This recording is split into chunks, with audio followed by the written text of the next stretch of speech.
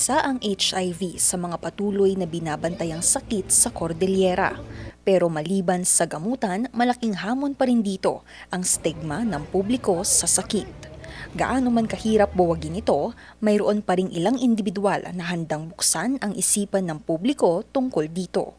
Isa na rito si Paul, na coordinator ng Project Katha Kulay Karamay o Project KKK. Para mas lalong maintindihan ang sakit na HIV lalo na sa mga batang pasyente, isang libro ang kanyang isinulat. Kasi yung mga volunteers namin ay mga iba't ibang aspeto of children with special needs or especially autism, children living with HIV, at iba pang mga children in poverty. So now we are, as a HIV counselor also, I created a first ever child-friendly storybook in the Cordillera na kung saan pang HIV awareness for children. Ang kabutihang loob sa kapwa na kanyang natutunan mula sa kanyang ina, kanya pang ibinabahagi sa iba. I always hold the principle ng nanay ko na we are just renting here on earth and the only payment we can give is kindness. Ang kanyang pagtulong sa kapwa, binigyang pagkilala sa isinagawang awarding ceremony ng Search for Most Outstanding Volunteers in Cordillera ng Department of Economy, Planning and Development, Cordillera nitong ika-27 ng Marso sa Baguio City. Advancing inclusivity, mental health awareness and community development in the Cordillera, given this 26th day of March 2026, Baguio City, Philippines. Pinarangalan siya bilang Most Outstanding Volunteer for Youth. So talagang kailangan ma-empower din natin yung youth. Kaya meron tayo dun sa ating award, meron tayong youth category, adult and non-profit. Kasi na-recognize natin na hindi all ages or all walks of life pwedeng may ma-impart. Maliban kay Paul, kinilala rin si Dr. Edna Tabooy para sa kanyang paghahatid ng serbisyong medikal sa mga malalayo o liblib na lugar sa Luzon. For vulnerable and underserved sectors.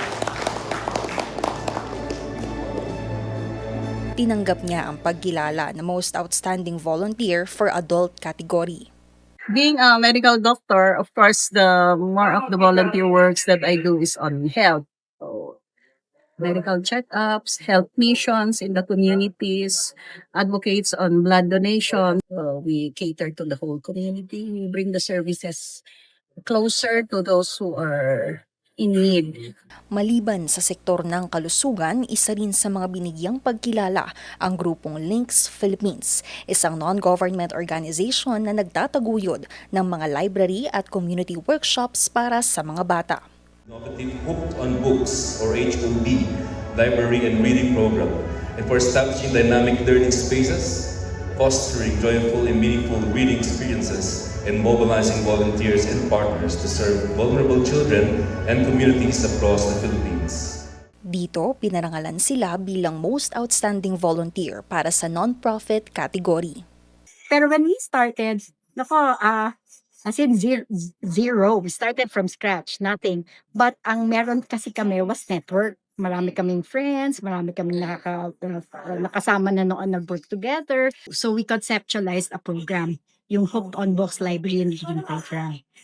It's an out-of-the-box innovative idea that will make reading fun for children. Layon ng DepDev na marami pang grupo o individual sa Cordillera ang mabigyan ng inspirasyon na tumulong at magbigay inspirasyon sa kapwa, gaano man ito kaliit o kalaki, tungo sa pag-unlad ng rehiyon. Japhanie Solar, RNG News.